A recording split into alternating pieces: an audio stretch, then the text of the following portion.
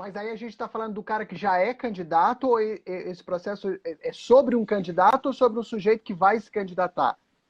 Esse aí é quando ele é candidato, praticamente. Ele passa na Uhum. convenção, né, que é quando o nome dele é aprovado para ser candidato.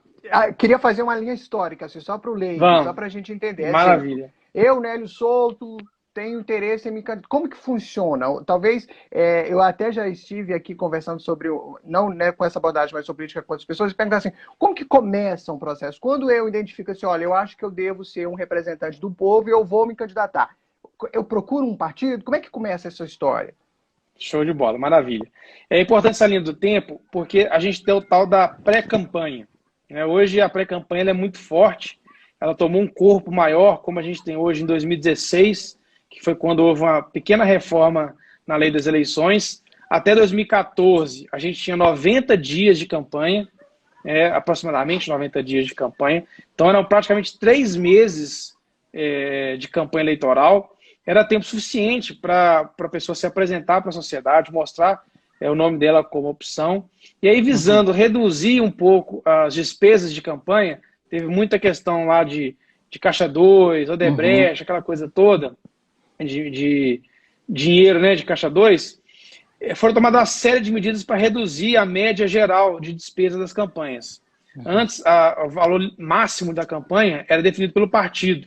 Uhum. Aí, desde 2016, passou a ser definido por lei. Então, na mesma cidade, candidato a vereador, por exemplo, como em 2020, todos os candidatos têm o mesmo limite de despesa. E aí passou a ter metade do período de campanha. Antes eram aproximadamente 90 dias, hoje é aproximadamente 45 dias. Então, a Uhum. campanha ela vai do dia 16 de agosto, ou seja, uma data fixa, e ela termina no sábado, no primeiro sábado de outubro, porque no Uhum. domingo já não é dia mais de campanha. No domingo Uhum. não se faz campanha. Então, o primeiro dia é fixo e o último dia ele é móvel. Depende de quando vai cair o primeiro final de semana de outubro. Então, como a gente tinha 90 dias e reduziu o período de campanha para 45 dias, visando reduzir também a despesa de campanha, pensaram assim, poxa, se eu reduzir o período de 90 dias à metade, eu vou diminuir o poder do cidadão de comunicar, de chegar em várias pessoas. Em Uhum. 90 dias, você comunica com X pessoas, em 45 dias, você comunica com meio X pessoas. Uhum. Então, foi daí que iniciou esse movimento muito forte da pré-campanha. Já tinha mais ou menos, Uhum. mas 2016 para frente que tomou essa forma que a gente tem hoje, que, em consequência, inclusive, traz um monte de problema que a Justiça Eleitoral tem que acabar apagando alguns incêndios. Mas a pré-campanha, tem muita gente que gosta de falar que começa no 1º de janeiro do ano das eleições. Isso não tem um limitador legal. Isso você não Uhum. vai encontrar em lugar nenhum na legislação, nem nos julgados dos tribunais eleitorais, quando começa a pré-campanha. Então, Uhum. às vezes, quando me perguntam, eu falo, gente, a pré-campanha começa na primeira segunda-feira depois da eleição, que você perdeu a eleição, né, se você for candidato. Então, ela Uhum. nunca acaba. Né? A gente tem o período de campanha e tudo que não é período de campanha é período de pré-campanha. Se for Uhum. depois da eleição, ele está muito antecipado. Se for Uhum. próxima eleição, ele está já no ano das eleições. Então, o Uhum. primeiro passo é a pré-campanha. Então, Uhum. hoje a legislação autoriza uma série de situações, está no artigo Mas 36 tem um da, estágio, da se lei me das permite, Lucas, eleições. tem um estágio ainda antes da pré-campanha. Vou fazer uma pergunta de leigo aqui, de idiota, me desculpa, tá? Exemplo, Claro.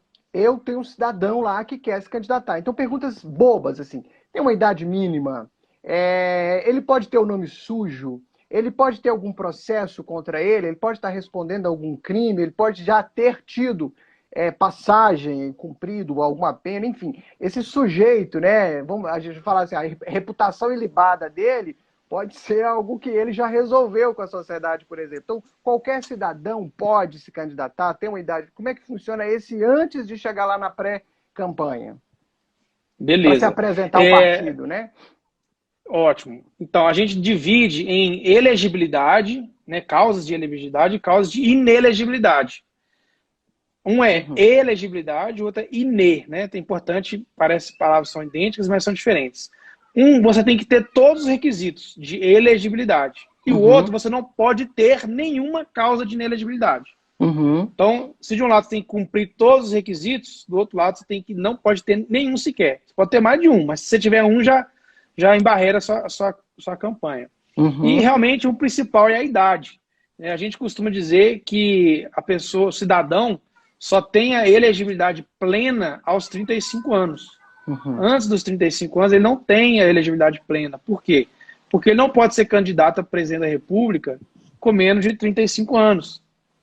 Então, para um cidadão com 30 anos, ele pode ter o nome mais limpo do mundo, mas ele é inelegível para presidente da República.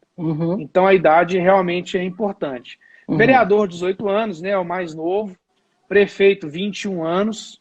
Aí já para deputado federal, estadual também 21 anos. Senador, governador e presidente da República, 35 anos. Então, essa é a idade mínima. Tá? De ficha limpa, vamos dizer assim, né? Na hora de fazer o registro da candidatura, aí nós já estamos até passando a fase da pré-campanha. Acho que depois é melhor a gente até voltar para discutir um pouco sobre a pré-campanha. Mas aí chegando lá na cara do gol, né, quando o sujeito passa pela convenção partidária, que é o período legal. Ele precisa de um partido. Não tem como eu me candidatar sem ter um partido. Então, primeiro, eu preciso procurar um partido. Precisa. Vamos voltar. Vamos seguir a linha histórica. Tá?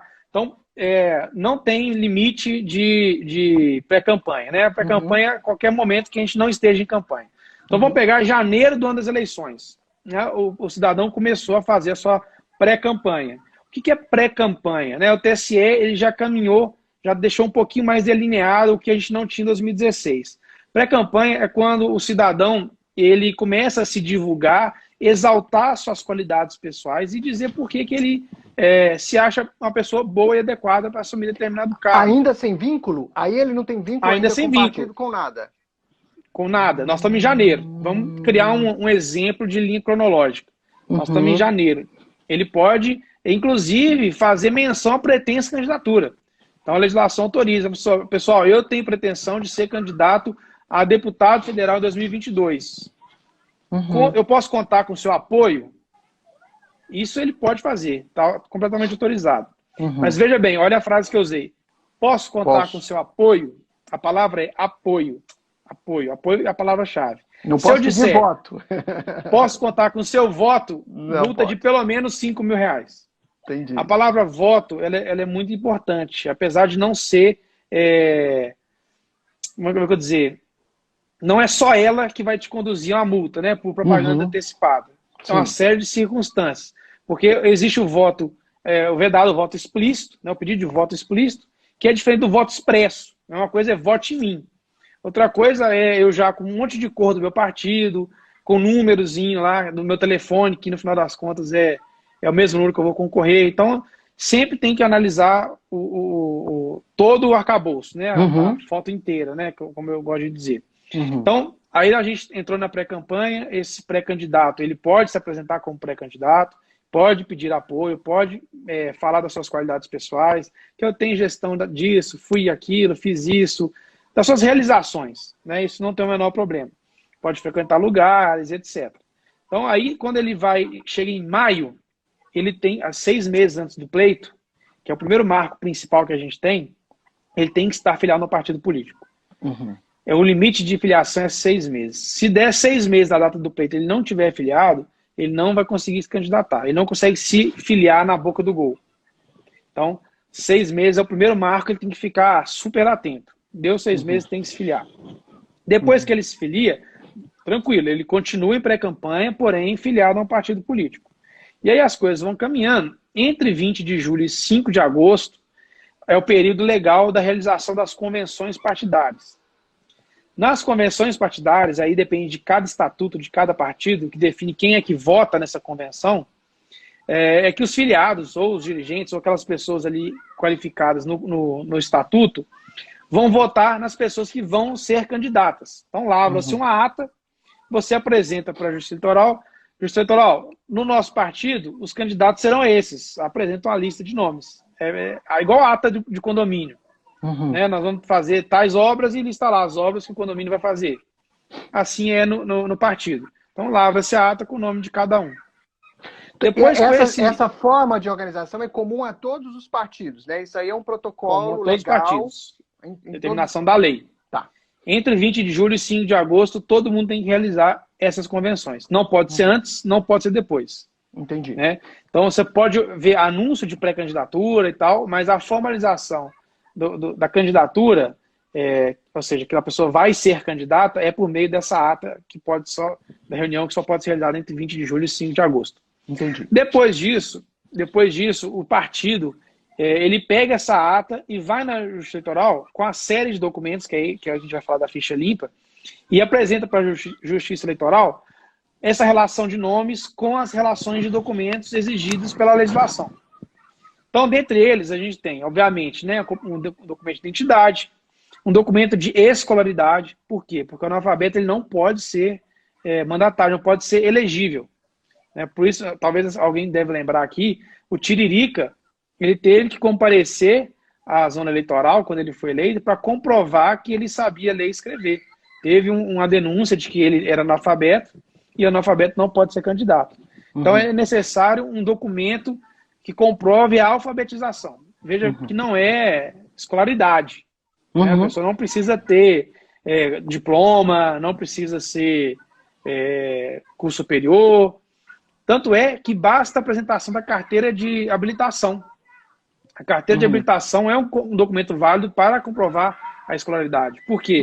Porque para fazer a prova, né, de direção, ela tem a prova prática e a prova teórica. Se a pessoa conseguiu fazer a prova teórica, significa que ela sabe pelo menos ler e escrever o nome dela. Então já é uma presunção. Então a CNH já pode resolver esses dois requisitos de uma vez só. A identificação e a escolaridade. Aí ela tem que apresentar certidão de primeira e segunda instância criminal, tanto da Justiça Comum quanto da Justiça Federal. Então é onde vai apurar se ela responde por algum crime ou se ela já foi condenada por algum crime. Aqui não vale a presunção de inocência, porque se é primeira instância...